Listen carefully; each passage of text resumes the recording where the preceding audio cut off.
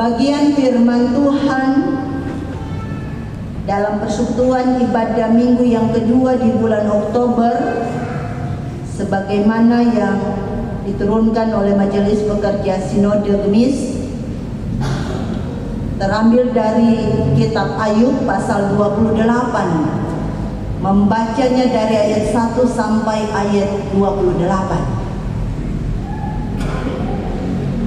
Ayub pasal 28, kita akan membaca ayat 1 sampai ayat 28. Mari firman Tuhan ini kita akan baca berbalas-balasan. Kalimat yang ditandai dengan angka ganjil dibacakan oleh Kadim, dan kalimat yang ditandai dengan angka genap akan dibacakan oleh Bapak Ibu jemaat sekalian.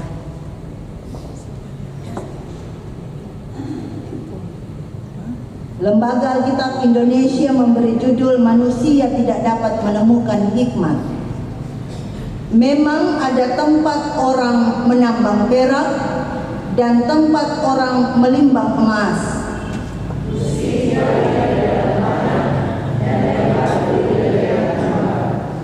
Orang menyudahi kegelapan dan batu diselidikinya sampai sedalam-dalamnya, di dalam kekelaman dan kelam pekat.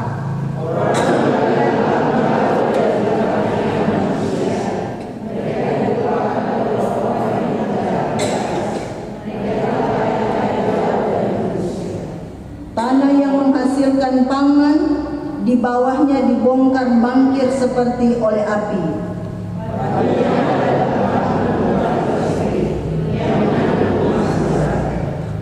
Jalan ke sana tidak dikenal seekor burung buas pun, dan mata elang tidak melihatnya.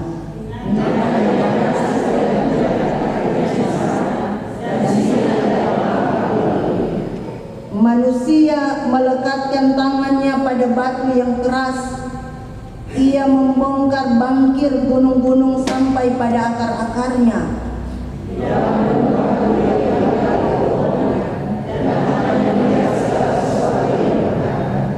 Air sungai yang merembes di bendungnya, dan apa yang tersembunyi di bawahnya ke tempat terang.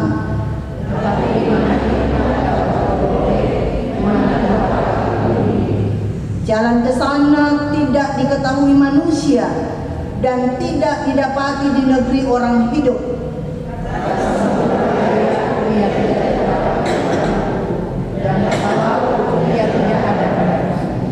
Untuk gantinya tidak dapat diberikan emas murni, dan harganya tidak dapat ditimbang dengan perak.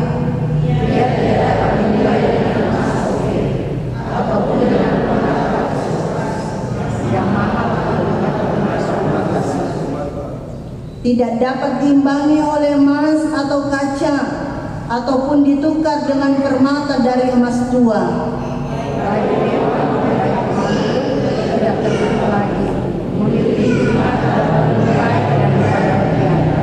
Permata krisolit Ethiopia tidak dapat mengimbanginya.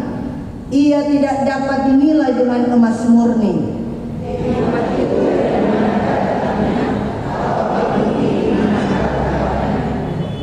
Ia terlindung dari mata segala yang hidup, bahkan tersembunyi bagi burung di udara.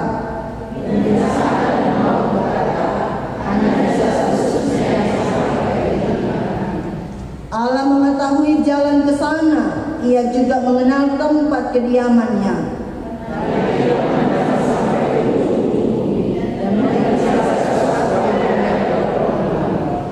Ketika Ia menetapkan kekuatan angin dan mengatur banyaknya air,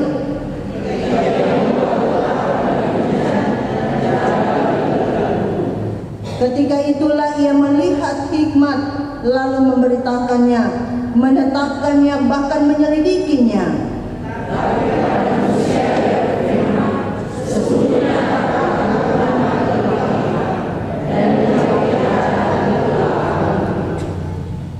Sampai di sana batas bagian firman Tuhan yang kita baca di saat ini. Terimalah dengan lemah lembut firman yang tertanam di dalam hatimu, yang berkuasa menyelamatkan jiwamu. Haleluya.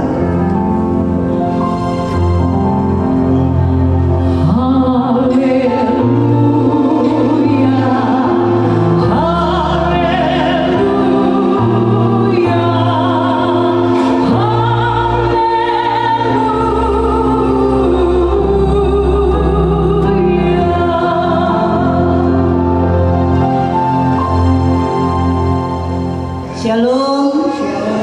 Apa kabar hari ini? Amin. Bapak Ibu saudara-saudaraku yang dikasihi diberkati Tuhan, kita semua tahu cerita tentang seorang Ayub. Banyak kali kita dengar perenungan tentang bagaimana sosok seorang Ayub. Karena di bulan Oktober ini Gemis akan berbicara dalam firman tentang sosok Ayub. Inti kisah Ayub adalah mengapa orang benar, orang saleh menderita. Orang benar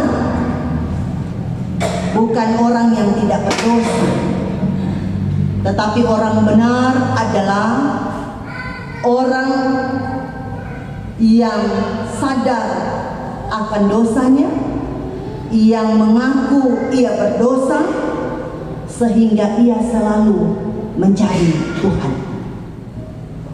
Dalam kitab Ayub ada bagian yang bersifat cerita dan ada yang bukan.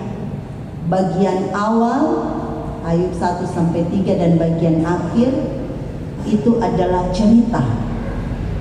Dan di tengahnya itu, di sana berisi percakapan antara Ayub dan sahabat-sahabatnya.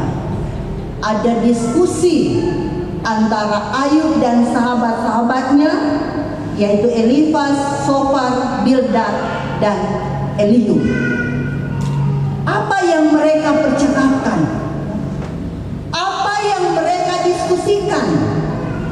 Mereka katakan Ayub orang saleh, Ayub orang benar, tetapi dia menderita. Teman-teman Ayub tidak tahu mengapa demikian. Orang saleh, orang benar, kok bisa menderita? Ayub pun sendiri tidak tahu, tidak mengerti mengapa ia menderita.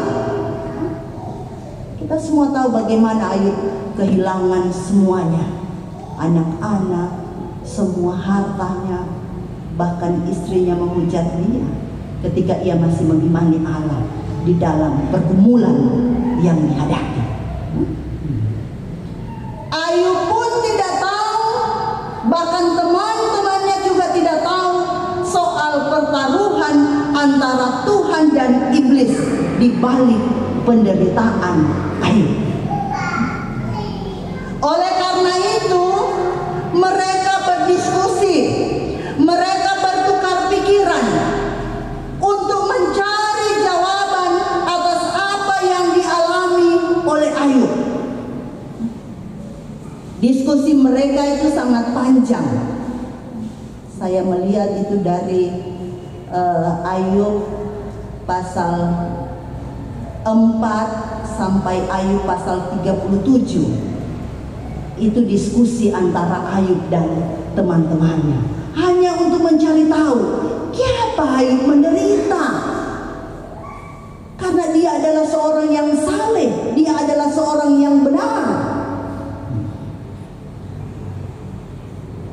Teman-temannya punya argumentasi, punya pendapat. Intinya mereka mengatakan begini: pasti Ayub punya dosa, pasti Ayub punya kesalahan khusus.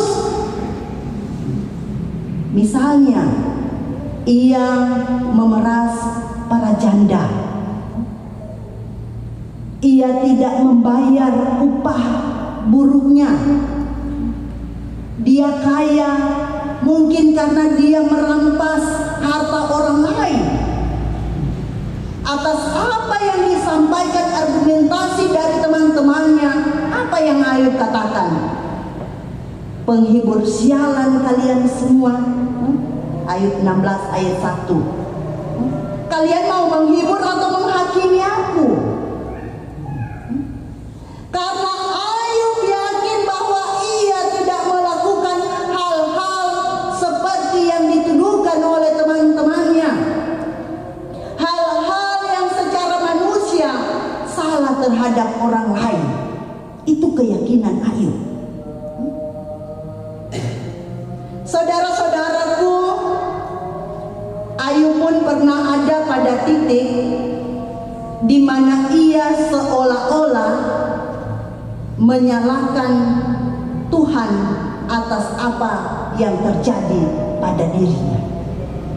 Orang lain kalau diperhadapkan dengan pergumulan seperti Ayub, mulia leh kalau boleh bertahan atau tidak. Kadang baru 1 minggu Tuhan kuti di telinga masuk rumah sakit sendar haji. Kek kanire iya ma ore ini. Ayub dengan begitu kompleksnya penderitaan yang ia alami, dia pernah ada di titik seolah-olah ia mau mempersalahkan Tuhan, bahwa Tuhan tidak adil terhadap dirinya. Tapi pada akhirnya ia sadar. Ia berucap, saya belum mengerti apa rencana Tuhan, apa maksud Tuhan dengan penderitaan saya. Dalam bacaan kita tadi, ia mengatakan manusia memang hebat, tahu segala hal. Ayub menyebut teknologi manusia saat itu, di mana manusia bisa menggali gunung, membuat terowongan, menggali tanah untuk menambang emas dan lain sebagainya. Kalau ada di zaman sekarang mungkin Ayub bilang manusia bisa pergi keluar angkasa, karena waktu itu belum ada. Burung elang dengan mata tajam tidak bisa melihat di balik batu ada emas. Tetapi manusia bisa mencari emas yang tersembunyi di dalam tanah. Hebat bukan? Dengan alat teknologi dideteksi dari atas. Oh, di tanah ini banyak emasnya. Bukan nanti mau gali dulu melihat, tetapi orang deteksi. Oh, di sini banyak emas. Buka tambang di situ. Itu kehebatan teknologi. Namun kemudian Ayub bertanya, di manakah manusia bisa menemukan hikmat dengan segala kepintaran yang ada? Di manakah manusia mengetahui rahasia jalan pikiran Allah? Manusia memang hebat dengan segala teknologi yang ada, tetapi dapatkah manusia menemukan hikmat? Itu pertanyaan Ayub. Maksud Ayub di sini supaya ia bisa mengerti mengapa ia menderita.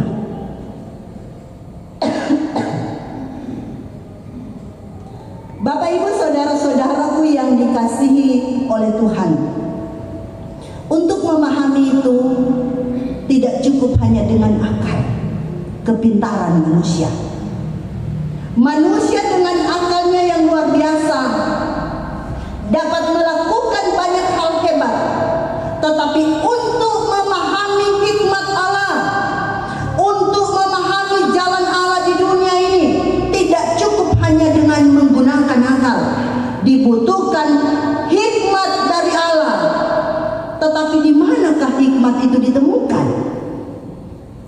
Nats pembimbing kita tadi memberitahukan di mana hikmat itu. Mari kita membaca bersama ayat 28 bagian firman yang kita baca tadi. Ayat 28, mari kita baca bersama-sama.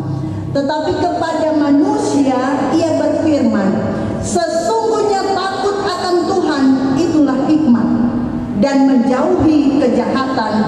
itulah akal budi. Ternyata untuk menemukan hikmat tidak usah pergi ke luar angkasa. Tidak cukup hanya untuk menggali bumi dalam-dalam. Yang nak mudah apa itu hikmat? Atau menyelam ke samudra. Untuk memperoleh hikmat cukup mulai dengan takut akan Tuhan. Kita harus bedakan takut akan Tuhan dengan takut akan manusia. Kalau orang takut seseorang, orang pasti akan menghindar, menjauhi. Tetapi kalau kita takut akan Tuhan, kita akan mendekatkan diri kepada Tuhan. Bagaimana cara kita mendekatkan diri? Pasti kita akan rajin ke persekutuan, kita akan rajin baca firman, kita akan rajin untuk berdoa, kita akan rajin untuk melakukan firman. Cara kita mendekatkan diri kepada Tuhan. Ayub katakan ternyata hikmat itu lebih berharga daripada emas, daripada perak, daripada permata. Pertanyaan selanjutnya, apa itu hikmat? Hikmat itu adalah gabungan dari berbagai unsur menurut Amsal, yaitu pengetahuan, pengertian, kecerdasan, dan keterampilan. Kalau digabungkan semuanya, hikmat menghasilkan kebijaksanaan. Sehingga kata hikmat itu selalu dikaitkan dengan kebijaksanaan. Saudara-saudaraku yang dikasihi, diberkati oleh Tuhan, hikmat itu tidak gampang. Masalah hidup yang kita temui di dunia ini itu banyak, tetapi tidak cukup hanya diselesaikan dengan memakai otak saja, melainkan harus juga memakai hati. Dalam teologi dikatakan ada tingkat-tingkat kebenaran. Kalau kita menggabungkan semua tingkat-tingkat kebenaran, barulah berhikmat. Apa-apa tingkat kebenaran itu? Yang pertama, kebenaran indrawi, melihat, mendengar.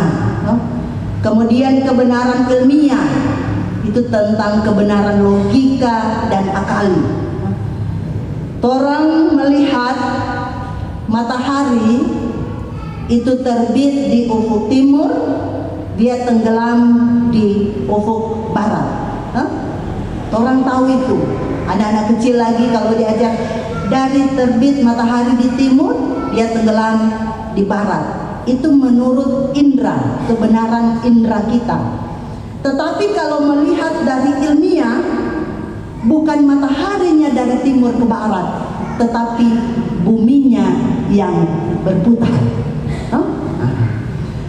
Kemudian banyak masalah timbul karena orang hanya bertolak dari kebenaran indrawi.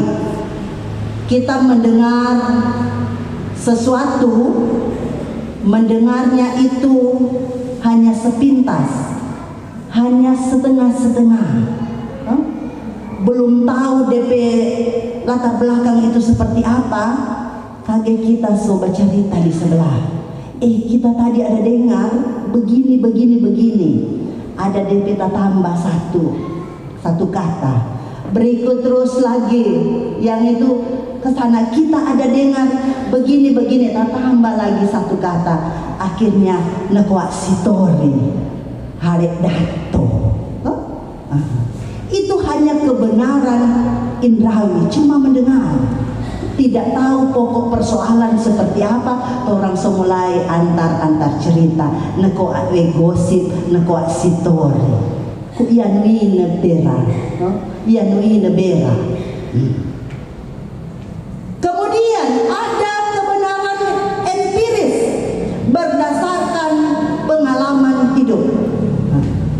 Yang tertinggi dari semua kebenaran adalah kebenaran adikodrati, kebenaran ilahi, kebenaran iman.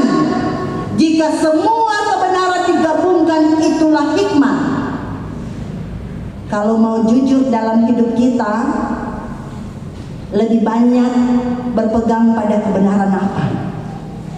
Kebenaran indrawi atau ilahi?